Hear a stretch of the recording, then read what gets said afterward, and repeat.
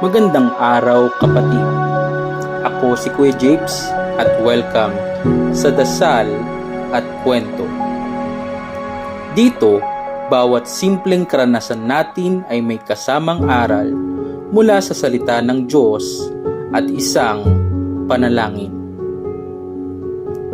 Kanina, habang nagtitimpla ako ng kape, naisip ko, madalas tayong naghahanap ng malaking bagay para sumaya o magpasalamat.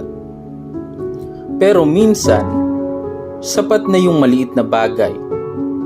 Isang tasa ng kape, isang mensaheng kamusta mula sa kaibigan o kahit simpleng paggising sa bagong umaga.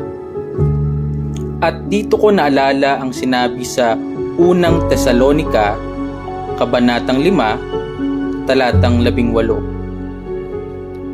Magpasalamat kayo sa lahat ng bagay, sapagkat ito ang kalooban ng Diyos para sa inyo kay Kristo Jesus. Madalas kasi busy tayo, kaya nakakalimutan nating may mga maliit na biyaya na nagpapaalala hindi tayo nakakalimutan ng Diyos. Tayo'y manalangin. Panginoon, salamat po sa mga simpleng bagay na madalas naming nakakaligtaan.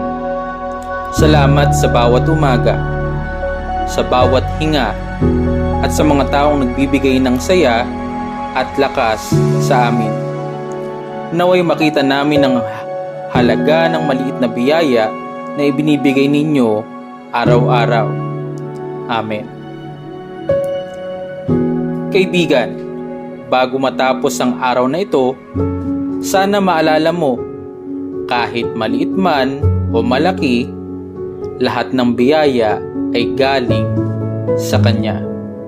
Ako si Kuya Japes at ito ang Dasal at Kwento, kung saan bawat kwento ay may kasamang panalangin at bawat panalangin ay may kaakibat na pag-asa. Hanggang sa muli, ito ang Dasal at Kwento.